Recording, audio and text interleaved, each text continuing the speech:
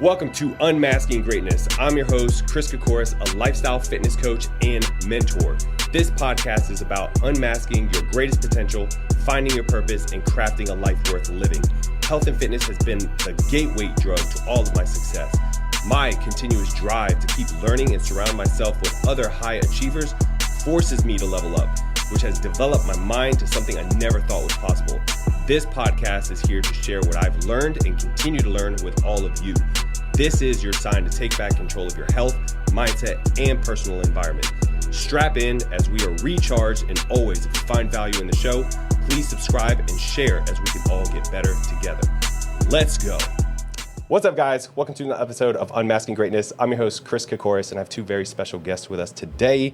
We have TJ Mersman and Ranzino Valentine. TJ is one of our clients at Kak Performance, and Zeno is one of our success coaches here at Kak Performance as well. So we're going to be talking all about show prep, dieting, nutrition, protocols that got TJ in probably one of the best conditions of his life. Now, TJ's always been in really good shape, I will say that, for the most part. And not everybody comes out their mama in good shape, but you had to work for something. But with TJ, we got him to do his very first bodybuilding show, which got first in True Novice. And then he also did first place in 40 plus. So for all you mature muscle out there, you can still make it happen. Old muscle. That's right. And ended up getting, what was it on the open? Second overall. So I really want to kind of let the listeners and viewers hear a little bit about you, and then we'll kind of dig into like how you even decided, you know, at the age of 40, like, hey, I want to compete now. So give me a rundown. Who is TJ? I was born in England on an Air Force base. That's when my dad met my real mother out there. I think I was about 3 years old when we moved to the States. They were having some issues with their relationship, so my dad wanted to get out of there. Grew up in South Florida, Florida boy. Had a great childhood down there, fishing all the time. Learned a lot of things I shouldn't have learned at an early age because I was in Florida. But Hurricane Andrew, that came in 1992, August, and destroyed our home. So we moved up here. My dad's from here, so he went to Dorman High School back in the day. So he figured this would be a good area for us to go to until our house was rebuilt. So it took about a year. We moved back down, and then my dad missed it here, so we came back. So I've been here ever since I was 16 now. So. Okay. So was the plan to go back to Florida, though, originally? Yeah, after the hurricane, yeah. We were just waiting on the house to get rebuilt. Yeah. I mean, there were so many homes destroyed. It took forever just to get the insurance company to come out and assess the damage and all that stuff. So, but I ended up getting into some trouble as a kid here because coming from Florida, you know, I learned a lot of things, and I saw how much easier it was to get away with stuff here because they weren't used to, you know, teenagers doing things that I was doing. So, learned a lot from that lesson. I did about 5 years of probation, got off in 2.5 years for good behavior, and put that behind me, and I've never been in trouble since. So, I mean, I learned a lot from a probation officer. He sat down face to face, and he let me know that I wasn't this type of kid because he deals with them all the time. He's like, I can tell you come from a good family. This ain't you. You know, get that criminal thinking out of your head and get back to where you're supposed to be. And I followed his lead and took his advice and became a way better person out of it. So it was a big lesson for me at a young age. I was 17 years old. So geez. It also hindered me as well because I got a felony on my record. So getting a job at certain places, I couldn't do that. So what I did was I started at the job that I'm working at now. I was grinding metal all day long for 8 hours, just hitting the sandpaper with metal, metal flying everywhere, sparks burning my skin. And I did that the fastest anybody at that place has ever done it before. So the owner of the place noticed that, and he's like, let's get you out of here. You're too good for this. Mm-hmm. So that's what started my metallurgical career. So I worked in the metallurgical lab, probably for 15 years. Oh, wow. So that's just the study of metal. So I was just checking a lot of parts, doing metallurgical studies on them. And that's what gave me my career at ZF, transmissions and Grey Cord. And And then after that, I came back to the original place, and now I'm the quality manager there. So big up. I got my own office, got a huge desk. I'm like kingpin boss man over there. So. It feels good to come where I've come from and be in the trouble that I've been in, and get a position like the type of position that I have. So yeah. It feels really good. But, that's a pretty crazy. I mean, for you, you have a felony on your record. If you don't want to say what it was, you don't have to say. It's auto braking. Okay. We were just going around to apartment complexes, opening up car doors. Never broke into a car, but I guess technically I did break into it. Yeah. So that's what they're doing. Just stealing stereos and stuff. And we ended up on the top 10 most wanted list on WY. For that? Oh, yeah. It was about 200 cars. We were wilding out. That's really crazy. That's what people are doing now. They're not like physically breaking windows to get in cars. They're checking to see if you leave car doors unlocked. Yeah. And people will leave, they'll leave their firearms in there, watches. People don't think. That's what we were looking for mostly was, firearms. That's what we wanted because we could sell those for top dollar. But. Yeah. I don't know if I'm going to put this in the podcast or not, but I want to say a name, and I just want to know if you know who this is. Do you know someone, he's not going to listen to this podcast anyways, Joey Whitworth? Do you know who that is? Whitworth name's familiar, but no. The reason why is because back in the day, he was one of my really close friends that did skateboarding. Yeah. And then we all kind of ventured our own paths in life. But same thing. Him and I know another 2 guys, that's what they were doing. And they even were breaking in cop cars. Oh, we didn't break into a cop car. We found a county coroner's car. And he had a issued shotgun in the back. He had a bulletproof vest in the back, and I didn't touch that because I knew. Oh, you did? Yeah. I saw that in the back, and I was like, I'm not touching this car right here. But my buddy did. He took the vest, took the shotgun, and took the car for a spin because there was a key in a magnetic box in the wheel well. So he took that car, took it for a spin, did a bunch of damage, and just came and parked it back where it was. And he ended up getting the heat for that too. Oh, they ain't playing with that one. Jail for stealing that shotgun and that bulletproof vest. Yeah. Jeez.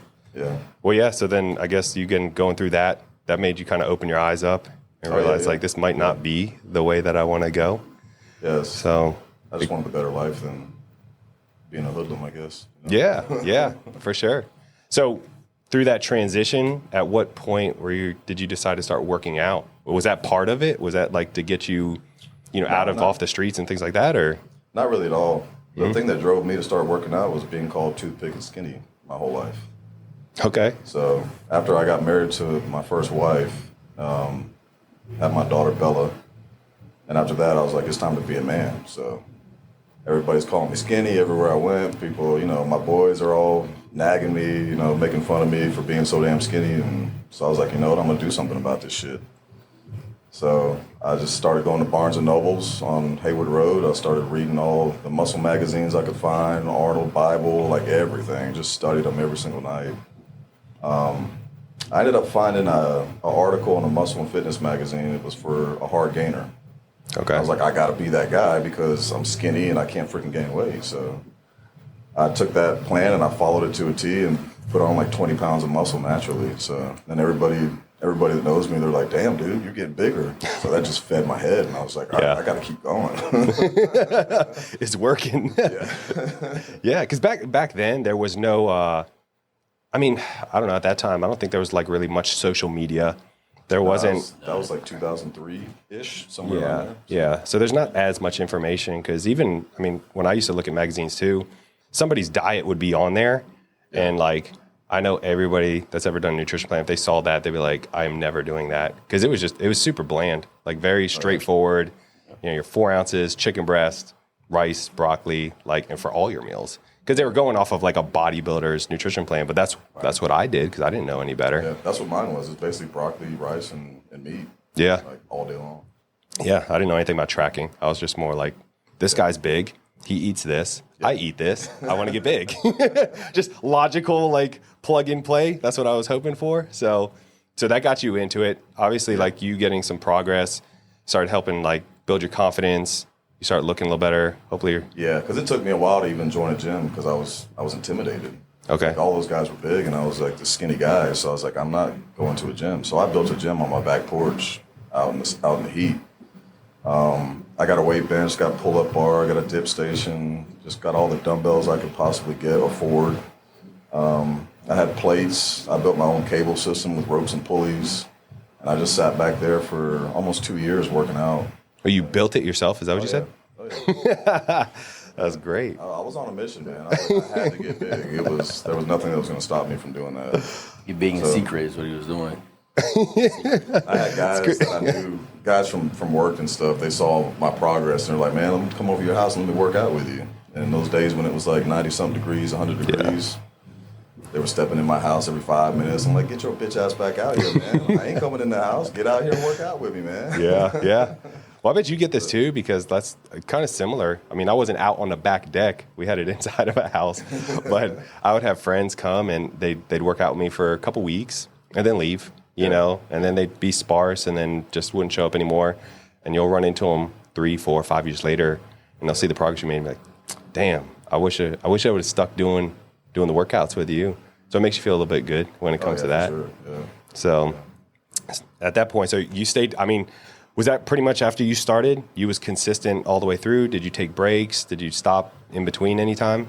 No, I pretty much stayed consistent. It was like, it became the thing that I loved to do. It was my hobby, the thing that feeded my mind and fed my discipline, my want for discipline. So I just stuck to it. I mean, all the years I worked at ZF, nobody could ever believe that I was eating these meals, the same shit every single day. They're like, how in the fuck do you do that, dude? I'm like, I'm on a mission, dude. Yeah. Nothing gonna stop me from getting where I want to go. Yeah. No doubt. I mean, it was a good experience, just doing all that myself, learning it myself, and not relying on like a coach or anything like that. Just reading and doing all the research and figuring it out myself. Yeah, gives you a good baseline, and you learn your body too. Yeah. So I know Zeno is your success coach and prepped you for the show, but now you guys knew each other prior to working together, is that right? Yeah. So where did that relationship start? With my wife, his past wife, ex-wife, not past, she's still alive. Clarify. Let me clarify that.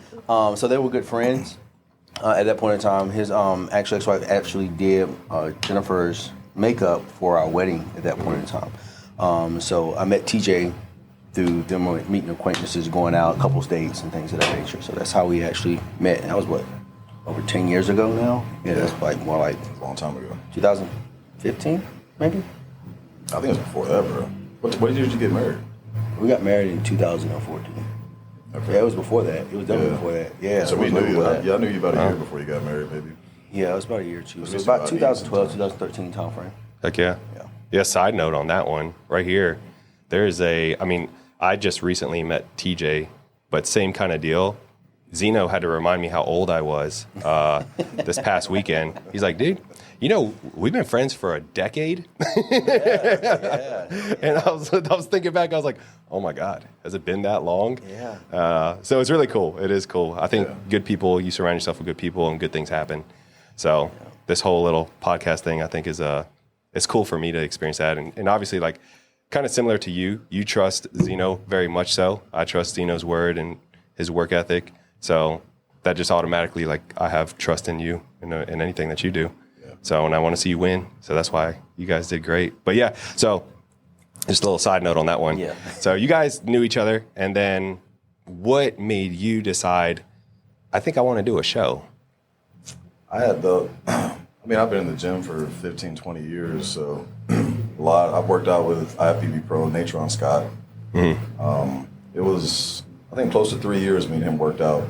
Every day on lunch break, we'd leave ZF, go hit the gym. Just getting a good baseline from him, I thought I was doing everything well. And then I started working out with Natron, and I found out, oh shit, this dude really grinds. Like, this is what I need to be doing now. So I mean, he would beat me in that gym. I mean, I'd come out of there. I mean, I'd walk up to him and be like, dude, I don't know if I could do another set. And he'd be like, man, shut the hell up. Get down, dude. So it taught me a lot. It gave me even more discipline than I had. So, but everybody was always telling me in every gym I've been in, like, dude, you need to do a competition. You look great. You always look great. Like, a lot of the guys in here want to look like you.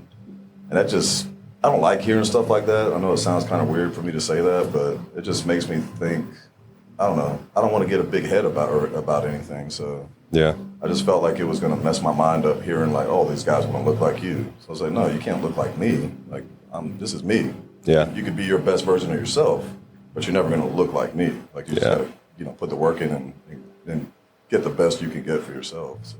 Yeah.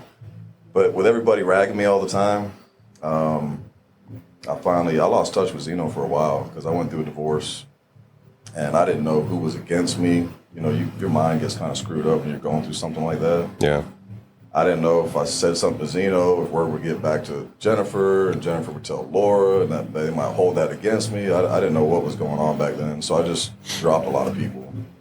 And then, a year and a half ago, I started working out here, and I see Zeno. I was like, oh, shit. I was like, it's good to see this guy right now. I haven't seen him forever, so I think we lost touch maybe 5, 6, 7 years or something like that. Yeah, it was a while. That was a while. Yeah, because Jennifer and Laura, they lost touch too. So like that was the connection there.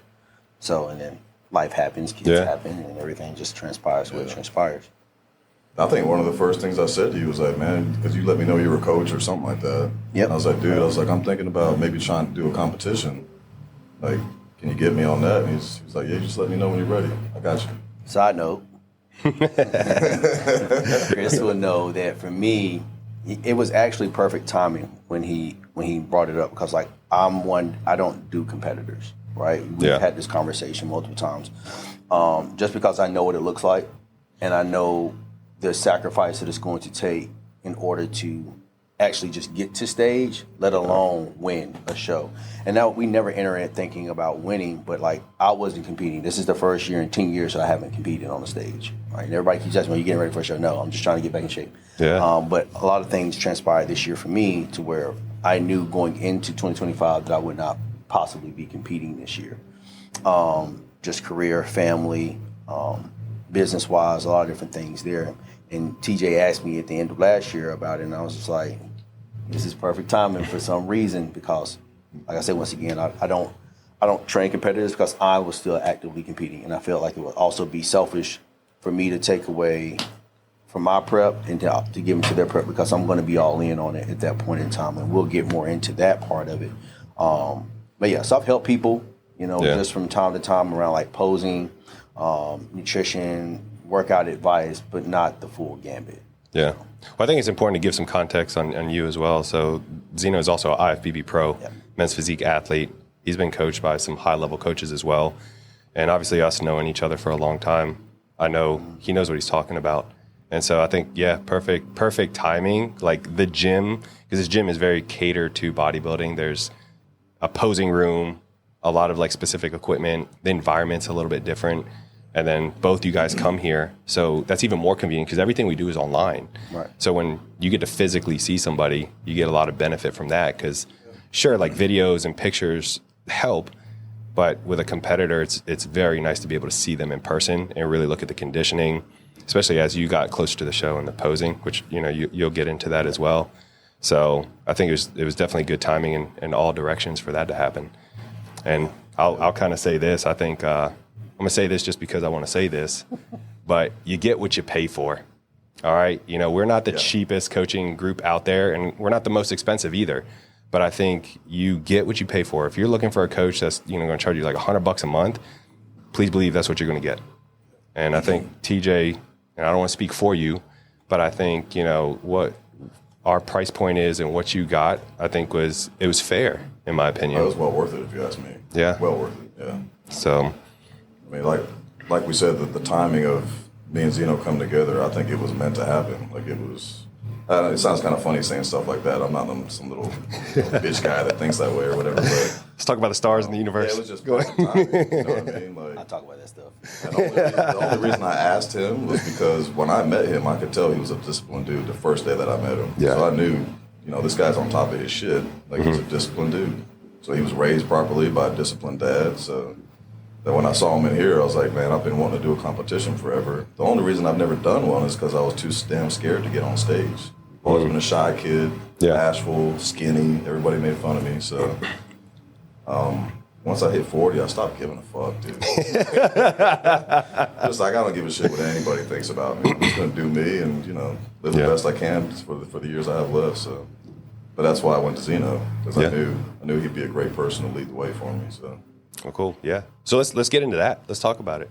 So obviously you've had your previous knowledge of your experience, you looking things up yourself, but how were things differently? And how it, in Zeno as well to TJ, like learning his body and his body type, because he's a hard gainer, kind of share that whole experience. I know, but I want you guys to talk about it, because it is really, it's impressive to me. I will say that. Yeah, I'll let TJ go. The show's about him. I mean, the difference between what I was doing before and what Zeno had me doing, it was a big difference. Mm-hmm. It was more strict, just the ramping up of food. I've never done that before. I'm sitting at 4,000 calories a day. All of a sudden, I'm like, fuck this, I'm going to 7,000. It's like, so I just bump up. And now I understand the process a lot better now. Just taking these steps up instead of just, large strides up the ladder. I mean, following the plan and everything, I don't want to sound like somebody with a big head, but it wasn't hard for me. Yeah. Like, I'm just built that way. It's just the way my mind is. Like, I mean, Zeno wanted me to go get burger and fries, and I'm like, no, that's too dirty for me. I'd rather have sushi. I just didn't want to eat anything, unhealthy. Yeah. And I've been that way for years. Like, sugar, I don't put that stuff in my body. Every once in a while, I'll have some ice cream with my daughter or something like that, but for the most part, it's not entering my mouth.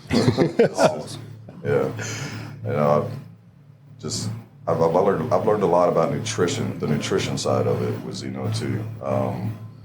Just picking the right ingredients, picking the right foods, grass-fed, grass-finished. I didn't know anything about that until I came here and I met Zeno. Yeah. Like, I thought meat was meat. I thought Walmart meat was shitty and, Fresh Market was great. Yeah. So, I don't know what else to say right now. Yeah. No, I mean, it's obviously like more discipline. And, side note too, because I do know this as well. Zeno is a success coach here, but he also has other business ventures that they do. So, and one of them is with Push Med, him and his wife, Jennifer. And one of the things I think we got you to do initially was get some blood work done. Yeah. Right? And so were you doing that prior, or was this kind of the first time getting introduced to that? I would do it every once in a while at a regular medical doctor. Yeah. So I wasn't getting, and then I'd have to let them know, that they'd get my results. I'd come back, I'd sit down with them, and immediately they're like, what are you taking? I'm like, nothing, dude. I don't know, what are you talking about? I eat a lot of food, eat a lot of protein. Yeah. And then he'll say something else, he'll come back to it. All right, what are you taking right now? I'm like, shit, this guy knows I'm taking testosterone. So, I was like, all right, I'm taking testosterone. Yeah. And most of the time I was taking more than that. And that's when I found out, how that affects your blood work. Yeah. So, but going to Push Med was a different side of it. It's not a medical doctor saying, that's bad for you. You got to stop now. You got to stop taking testosterone. You're not supposed to be taking that. This is what it's going to do to your heart and this and that. Yeah. And I got a different side of it. So with Zeno and going to Push Med, it wasn't, oh my God, you're doing something terribly wrong. You're going to kill yourself eventually or something like that. So I learned, taking the optimal dose or a TRT dose of testosterone is way better for you than, taking 1,000 milligrams a week or something like that. Things I used to do years ago. That's a lot. 1,000 milligrams is a lot. I've taken more than that. Yeah. Well, I think the difference is, because I have a primary care doctor. I go to her when I'm sick. I got the flu or something like that. Yeah. But when it comes to overall health, we're not normal, nor do we want to be normal. You want to be a high performer, but still be safe.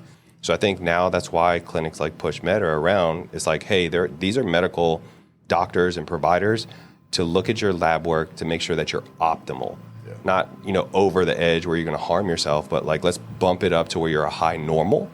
And that's where you're really able to like thrive because, I'm sure as if your hormones aren't good, your digestive tract, your microbiome is hurting, like this all hinders like the way that you're physically going to look along with the lifestyle aspect. So, but yeah. Speaking of the microbiome thing, he offered me to, or suggested that I go get a food sensitivity test, blood work. Yeah.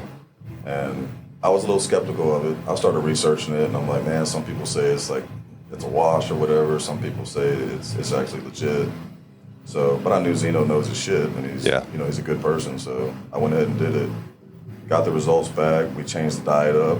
I started following the results of the food sensitivity test, and dude, it's legit. Yeah. Digestive system, bloating went away. Passing gas all throughout the day was what I used to do, and it's just certain times of the day I might do a little toot here and a little toot there. Yeah. That's it. So it's legit. It actually does. It does work, and you feel better. You have more energy if you're eating the foods that your digestive system agrees. Yeah. With. So. Yeah. No. 100%. Food quality matters. So I would suggest everyone that's in the bodybuilding world get that done. Yeah. No. Heck yeah. So you looked at his blood work. Was it good initially? It was. I didn't look at it. I mean, I could probably look at it. I looked at it once he provided it to me. Yeah. Because I don't, even though I work there, I still don't just get it. Yeah. Because I have to have the approval to have it at that point in time, and so he gave approval for me to have it. Mm-hmm. And we wanted to go through everything. So for me, with doing this for as long as I've done it now, and seeing all the good, bad, and the ugly of it, like I said once again, I'm very meticulous on my process, and when I go in. And I need to understand, like, all right, what am I dealing with? And when we looked at the blood work initially, it was decent, but it could have been better, right? Just based off of certain markers as far as like liver enzymes, testosterone, hemoglobin, a lot of different things of that nature, right? So we had conversations around it, went through, broke it down. He went back to PushMed, medical provider, they went through, broke it down, asked the different questions, make sure that everything was optimal before we went into We had a lot of different phases in this prep, right? So this wasn't just like, oh, we just gonna start 16 weeks out and go. No. We had to build this up. The food sensitivity was critical and key based off of understanding, he's born in England, lived in South Florida, came to the upstate area, South Carolina, went back to Florida, came back. So it's a lot of things and variables that take place during that transformation for everybody, like the toxicity of your areas, what you're exposed to food-wise. And so really understanding the breakdown of his body and what the food was going to do. Now, your food sensitivity can change over time as well. So you can have a sensitivity to something now, but maybe not something later.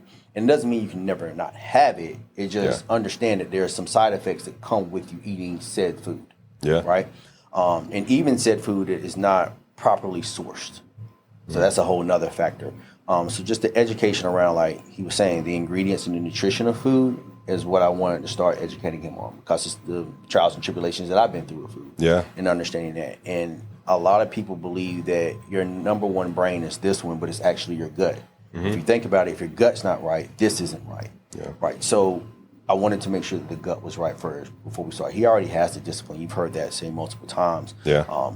Once he gets something locked in his mind, he's going to go. So I didn't have to coach to that. Right. Yeah. I knew how to coach to it if we got down that path, and how to prepare him to prepare his family for the journey that he was about to venture on. But in regards to him following the plan, trusting the process, that was never a question of mine, a concern. Yeah. I knew that going into it, because I knew TJ. You saw the body of work that he produced on his own. At that point in time. So you kind of I had an idea of what it would be. So he has the genetics for it, right? Yeah. Right. Yeah. It's a lot of guys competing in the pros that no matter what coach they go to, they can be successful because they have the genetics for it. But how the level of success they can achieve, now that's a difference maker. Yeah. Right? So you can have some of the top coaches, but then you see one top coach, my coach, Ariel Cutts, he is leaps and bounds above everybody else. I believe, like, I saw a status right now, I think like 23 to 39% of the guys competing in Men's Physique Olympia this year are his guys. Yeah, I saw that. There's levels to this, and a lot of those guys have been with other premier coaches, but how did they get to this level? So understanding that, like you said, I've been with a lot of high-level profile coaches over my time in the bodybuilding world, but just learning different things over time, trials and tribulations myself, doing a whole lot of different research around the different ways of being optimal. And that's where PushMed comes into play, is like, we get the blood work, optimal. Optimize your health to optimize your life. How do we see what's optimal for you? And less is more is my philosophy. You don't need to take everything under the sun at that point in time. And you need to understand what you are taking and what those side effects could be and the risk factors of it at that point in time. So get with a medical professional. I'm not a medical professional, never claimed to be one. I'm just someone who does a lot of research. Yeah. And a lot of trial and error on self. But at the same point in time, I do that through the guidance of medical providers as well. Yeah. So 100%. getting consistent blood work, depending on what you're doing, you should be getting blood work. I would say bare minimum for anybody that's looking to compete, not even compete, you should be getting blood work at least 2 times a year. Yeah. TRT is not the negative connotation that a lot of people think that it is. Yeah. Especially when you start reaching certain ages in your life as men, even for women. You want to make sure that you are optimized. You don't have to live set ways, and that's a lot of part of it too. But with TJ in regards to the prep aspect of it, the hardest part I would say for me coaching TJ was the food capacity. Yeah. That's what I want you to talk about. That was the hardest part, was the food capacity. You heard him, he would go from 4,000 to 7,000 calories. I was like, in what world? Right? And I don't get fat. So, and he doesn't get fat. Like I say, it's genetics at that point in time. So, like, it was very interesting. So I had to, once we got all the blood work back, we got the food sensitivity back, restructure and rebuild the plan. TJ got up to, he was up to about 5,500 calories at the highest point of the off-season, building season before we started a prep. Yeah. So going into prep, he was already sitting well over 5,000 on his training days, right? So I have a carb cycle philosophy with TJ because that's what works best for his body. So it's for me understanding what each person works best for their body. It's not a cookie cutter way, because I've seen the cookie cutter way for myself, and I've seen when somebody really pays attention to that. And like, for me, does it take more time? Abso-freaking-lutely. It takes more time. It takes more diligence to make sure that you customize the plan. But some people, and see the signs, like understand what you're looking for. Yeah. When you make said changes, making your client aware of like, hey, this is what you could possibly experience during this time. I'm prepared for it. Just want to make sure that you're aware. Don't freak out. Yeah. And that concept of it. And like, he was like, man, I've had more food than this before. I was like, yeah, but it wasn't the right food. So and so now teaching that, getting him to understand that, having conversations, checkpoints weekly, me being able to see him in the gym is obviously, like you said, a huge benefit, because that's what I had from my very first coach, Elvis, who was here in the upstate area. I never did a check-in photo of Elvis. It was always peel off, let me see, peel off. Mm-hmm. And then watching how things transpire and making the changes, because I was with him every single day of the process that worked out. When I say it's hard feeding TJ, I'll fast forward a little bit. Going into peak week, like the plan for peak week, he was at 3,800 calories in peak week. Yeah, I remember that. I was just like, this is... And TJ's complaining his food's low. He was complaining his food is low, but obviously from 7,000 calories, you probably would complain that your food is low. But I'm looking at it and it's like, obviously TJ is my first client from beginning to end, to where I had full reign control, whether it's the starting of the nutrition, creating the workout plan, going over posing, helping with board shorts, helping with setting up the show, helping planning out tanning, everything, right? Everything was beginning to end with me, with TJ, and him trusting me to be able to guide him through that aspect of it. So 3,800 calories, I started questioning myself, am I doing the right thing? How is he at 3,800 calories going at the beginning of peak week? And I promise you, throughout the entire peak week, TJ didn't drop probably below 3,500 calories. It's been now, we competed on June the 21st, so it's been almost a month now. So we're in our growth phase. We're coming back out. He got down to 203. 203 on stage the morning of the show. So he was 203. Brought him down from 223. Yeah, somewhere in that area. So we built up to 223. When we started prep, came down to 203. So we lost 20 pounds in prep. So we built him up, made sure everything was clean, and brought him down to 203 on step on stage. Now he's at last check-ins, it's the past Thursday, he's at 211 from the show. So no That's crazy good. 20, 30, 40, 50 pound rebounds that a lot of people go through, because as you heard him say, he doesn't consume sugar, he doesn't have the cravings. So that's muscle. Yeah. Right. And that was a difference of getting him to understand of like going to the deep end and slowly building. It's like when you go to the deep end, you gain all that weight. How much of that truly was muscle versus water versus fat? Yeah. Now we know, going the route that we're going, we have pretty much a sustainable amount of muscle that we're building on. We'll go do the body scans that push to see where we are from where we were, to get the full notion of like how much muscle mass we put on. Yeah. But we still are in our growth phase, so we're not going to do that quite yet. And I just did your plan for your next up. It's already at 4,900 calories. Oh yeah. On his high day. Like it's on his high days are his training days. And like once again, another thing of learning, especially with mature muscle, especially with time and understanding about your rate of recovery. TJ was only working out, and this also attests to his genetics and following plan. TJ was working out 4 days a week. I pulled him down to 4 days a week in regards to like lifting weights. Okay. And 6 days cardio.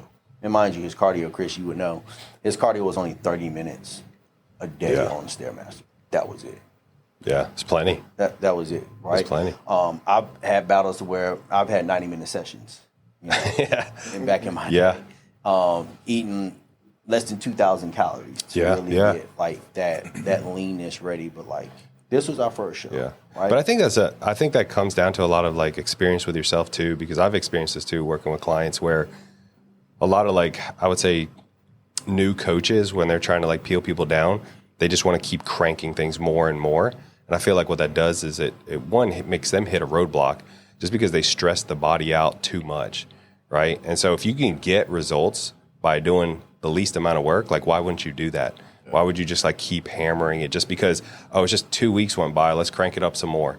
For what? If you're still seeing like really good results, why would you crank it up more and then just make your life more miserable? You know what I mean? Yeah. So if we can get you eating 3,800 calories going into peak week, like more power to you, dude. Yeah. But I think that's also an important note, which is, and probably why Zeno doesn't like taking tons of athletes either, is because we don't want an athlete just to come with us and say, hey, I want to compete in 12 weeks. Yeah. Are you crazy? Like, no. First off, like, what are you eating now? Because I've had people come to me and they're like eating 1,700 calories and want to go into prep. I'm like, dude, you are going to be hurting because that food's got to come down. How far are you going to be sucking on ice cubes eating lettuce? So it's really good to be able to work with someone in the off season, do it right, get the blood work, build your food capacity up, because then you can start chipping away from that, and which is why you've done really well. And you're still lean, dude. Is it that your body type is a blessing and a curse, because it's great because you don't really get fat, but like for you to build muscle, it takes a ton of effort, which already takes longer to build muscle than it does to drop body fat. As you've seen, So coming in at the right time is good. Training wise though, like did that change for you at all? Oh yeah, for sure. He taught me a lot. Like, okay. I was doing movements, I wouldn't say wrong, but there was a better way to move the weight. And that's another great thing that I had going for me was he works out at the same gym. Yeah. So, I'd be doing my thing. He's over there with Yosef, his workout partner, and I could tell he was watching me sometimes. I could feel his eyes burning me. He'd come over and correct me. So I'm very thankful that I had that opportunity to just have him there most of the days I was working out. Yeah. It was fantastic. Yeah, should we talk about the day that was your peak week? I remember coming in. So this is the morning crew. This is the breakfast club right here, because they're in here first thing in the morning. And I remember coming into the office, open up, and Zeno comes in, and he's usually finished up, so he comes in and he starts talking about whatever. But I knew that week specifically you were kind of doing it was your depletion workout. And I remember him going out there. You was talking to somebody, and he's like, "Why are you talking?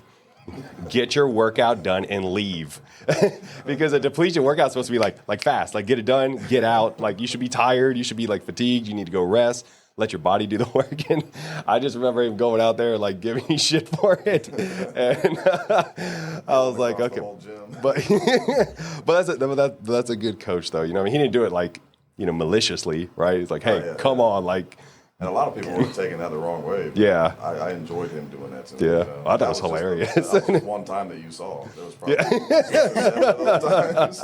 He's like, you're talking too much, get back to work. But we all need that. We all need that. Just like get us back on the line, So, because I'm a talker, bro. Like I will talk for sure. Yeah. And so like to that point, I'll address it then. All right. Explain yourself, Zeno. No, I there's really no explanation really, but like, is once again, it goes back to the notion of I know what it looks like, right? I've been there, I've done that. And we have a great community here at Carolina Iron, and everybody roots for each other and cheers for each other. but it also, when you're in that area, we're trying to accomplish something, right? Yeah. And so everybody's coming up and talking to you and congratulating you, saying you look amazing, you're looking great, but we got to get on stage, right? And that's a thing for me that a lot of people I don't think talk about a lot, is that you may go to a gym and everybody, or you may walk around your workplace or anything, you may look the best to everybody, but then when you step on that stage, that's somebody that's coming from a different state. Yeah. You know, when you get to the different levels of national, they may be coming from a different country. Yeah. So your local show competitors aren't going to be what you see if you're trying to accomplish a pro card going to the national show, or trying to go and be on a pro stage, because now you're definitely dealing with people from all over the world. At that point in time, you're trying to compete. So when you're trying to accomplish something and be in a top percentile of something, it's a different type of level. And when you tell me that's what you might be potentially striving for, well, I got to push you past that now. I got to push you to there, because once again, I know what that looks like. I know what that grind entails. I know what people telling you certain things can entail and drive you off your focus. So I need you back on topic. I need you back on business in regards to, hey, get the job done, go get the cardio done, go rest, right? Yeah. We'll talk after all that's done, and he'll tell you the day after the show, I was like, hey, free day, go do whatever. And like the people who he was talking to that was cheering him on, his fans, you know, our community here, they said, hey, TJ, let's go work out the next day at this point in time. So like, they were there, they were in support. But in that moment, in those times, it's time to lock in. It's time to go through and get through the suck, embrace the suck at this point. Like, in prep, as you know, and now TJ knows, there is a certain dark place that you have to go to, and then how you handle that dark place is different. So this is the place where you need to let all of that out. But if it's a lot of distractions at that point in time, then you're not going to get out of what you can get out of it. Yeah. You see what I'm saying? Yeah. So no. It was just that point up before me, and I was like, no, TJ, you got to move. You got to go. Like, stop talking. Keep working, because I'm trying to keep your heart rate up. Yeah. So one, we don't have to go on the cardio journey at that point in time. But if you want to go there, we can go there. Yeah. Two, I don't have to drop your food harder because like we're missing moments. So it was just a teachable moment at that point in time. And it wasn't just for him. It was for the other individuals as well, because the people that you were talking to, they're competitors as well. It's like, no. When you deal with me, when you deal with CAC and the quality of work that we got to do, this is what they expect. Yeah. Like, this is what it is. And it doesn't change no matter who you are or what you do. Like, there's a requirement. It's required to be in this world of bodybuilding. Yeah. You got to pay that due. We all have to pay that due. Yeah. And that's what that was about. Yeah. No, I mean, I think, you know, at Kak Performance, we hold a high standard I hold a high standard for myself, but even for our team, you know, I tell all of them, like, you guys got to be on your A game. Like, luckily for me, like, all of our success coaches, except for Zeno, I've coached in the past. They all have credentials. Zeno, I've known him for a decade. Thank you, Zeno. You're welcome. But, you know, been through prep, and like, I know he knows what he's talking about. But if I had to hire another person that I didn't know, like, they got to live the lifestyle. They got to eat it, breathe it, sleep it, or you're not made for Kak Performance. Because I like to lead by action. I want people to follow my footsteps. And if I'm, you know, eating bonbons every night and, you know, not staying active, drinking, you know, Coca-Colas and stuff all the time, they're like, Chris, you're a hypocrite, dude. So like, I like to keep a high standard for us. But I want to shift gears just a little bit, because I'm sure you had the conversation with Zeno prior to actually starting your prep and kind of what that looks like. Was that knowing going into it, it's going to be more rigid, it's going to be more strict? Was that a conversation that you had with your partner? And then, I don't know, I know you have kids too. So like, do you feel like that affect your time with them? Or? Oh yeah, for sure. Yeah. Because I was dedicating a lot of time with the meals, being in the gym at 1.6 days a week. I got some complaints at home about it for sure. Yeah. You know, and she just, before she met me, she knew I was an avid gym goer. Like, you know, that's my thing. Yeah. You know, and we've been together 5 years, and she knows for that 5 years I've worked out every single week, every single week. But it got to the point where we weren't getting as many date nights. We've got a 3-year-old little girl too, so that kind of hinders you from, you know, doing what you want to do some weekends too. But yeah, she did, I would say, a lot of complaining. But I handled it the best I could without, you know, because you get a little offensive when you're a bodybuilder. Yeah. You know, somebody's telling you, oh, you skip this day or skip that day. How about you don't work out this day? And I'm like, I'm sorry, I can't. Like, I have to work out. But we got past it. As far as being at home, I was a little bit of a different person. Yeah. Especially towards like prep week and stuff like that. Yeah. It was rough.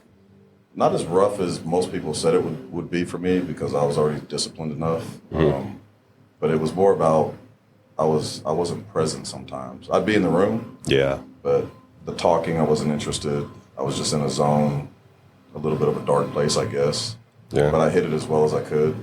And there was points where my daughter would walk up to me when I'm laying on the couch and wanting to play with me. I'd just tell myself, you know what, I don't want to do this right now, but I have to for her. Oh, yeah. So let me get up off this damn couch and be a dad right now and just forget about these feelings that I'm feeling in my head. So yeah.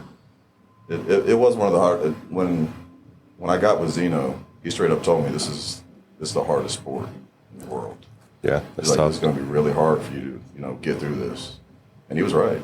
Yeah. I told him in the end, I was like, that is the hardest thing I've ever done in my life. Yeah. Besides raising, children. Yeah. That's a different, that's a different world there. But I think you have a track record of being like committed to things that you're doing. Everything from like committing to yourself from, being a delinquent and then getting into your work, being committed to your work to work your way up. And like, I think that's one of the things that like I admire about you, and outside of you being like, a client and a friend of mine, but I just love how you're such a family man, because we've had conversations outside of like coaching and stuff, talking about your daughter and things like that. And, that I have these same thoughts too, where like I work sometimes 12, 13 hours a day. I go home, I'm tired. I've been talking to people all day long. I did my workout, and I'm ready to go home and chill. And it's summertime. It don't even get dark till like 9 o'clock. And I get home around like 7 o'clock and my son's like, let's go down to the pool. I'm like, oh my God, I don't know if I can do this, but like, I can't say no. Yeah. I can't say no, dude. I'm like, you're not going to be that person. If you can commit to all the other hard shit in the day, this should be nothing. Yep. And the minute I get up, I'm good. But it's just making that conscious decision to be like, let's do this. It's that couple seconds that it takes to get your ass up. That's all it is. And then it just passes. You just got to do it. Yeah. So it's the mindset aspect of it that my clients, and especially TJ, especially if you're competing, and anybody that I talk to, it's all about the mindset. We've had this conversation. I tell everybody that there's no balance. Yeah. You can't balance. There's no true balance to be had. You can't balance your work-life balance. It sounds good, but that's not realistically. You work 8 hours out the day. Supposed to sleep another 8 hours out the day. Yeah. So what's left? 8 hours, right? So what are you gonna do? You got to eat, right? Yeah. Then you got to spend some time, but then your kids got to do certain things. Your wife has to do certain things. There's no true. It's about understanding prioritization and what time is needed for each thing, right? Work needs 8 hours if you work a 9 to 5. How much time does your partner need?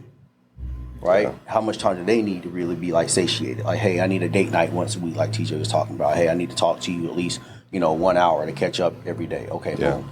That doesn't mean I need to give them all day. It's just what they need at that point in time, right? To feel satisfied because they have their things to do. Okay, kids, what do y'all need?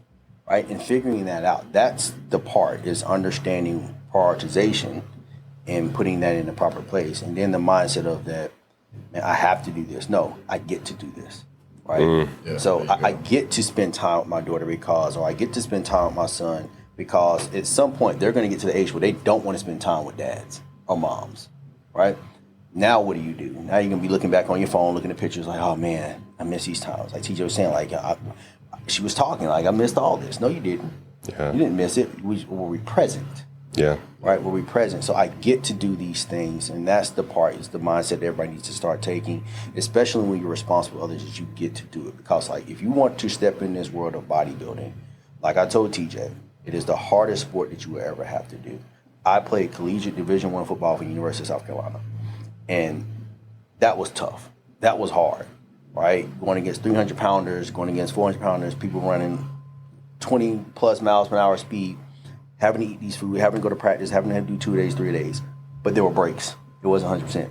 If you want to commit to being a true competitor and a successful one, it takes 100% of everything. You have to be 100% in the gym. You have to be 100% in your cardio, 100% in your nutrition, 100% in your sleep. That's 24/7.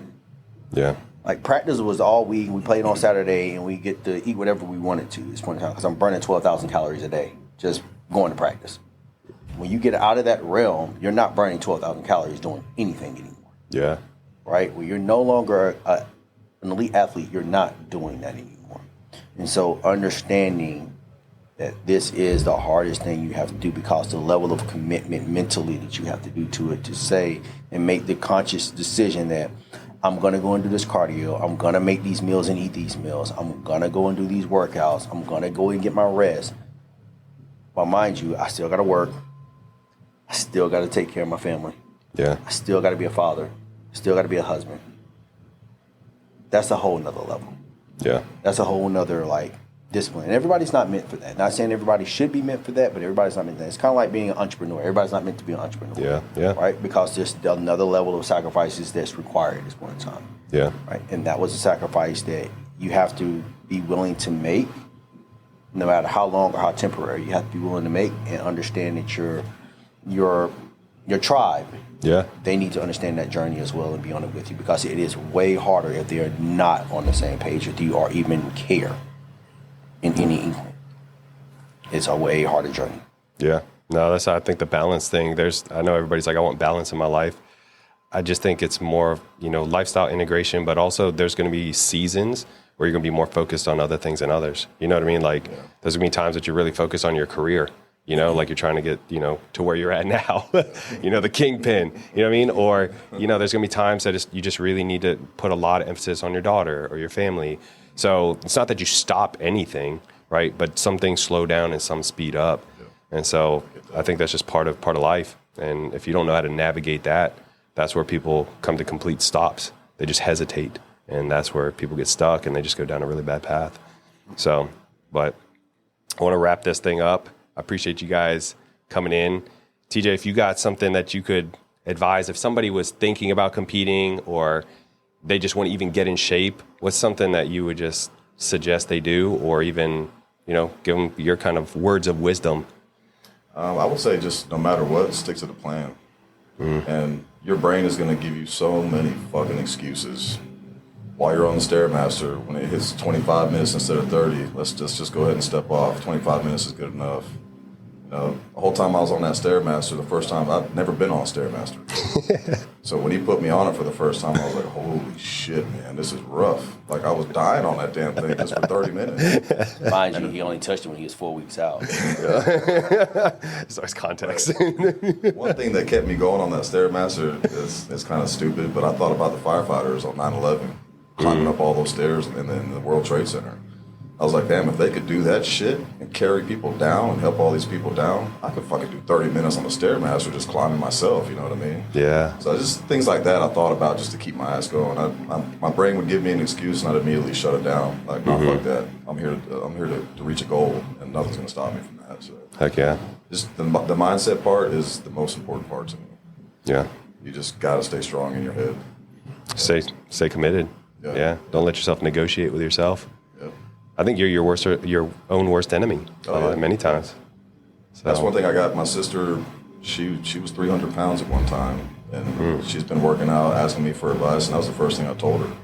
Your brain is going to tell you all these excuses why you shouldn't hit the gym today or why you shouldn't do this and do that. And I said, you got to block that out and do it anyways. Just don't listen to it. Yeah. Well, thank you, TJ. I appreciate you. Yeah, thank you, man. Thank you for the opportunity. Zeno, again. I love you, bro. Yeah. I do. All right. Anyways, thank you guys for the listen, and we'll see you on the next one.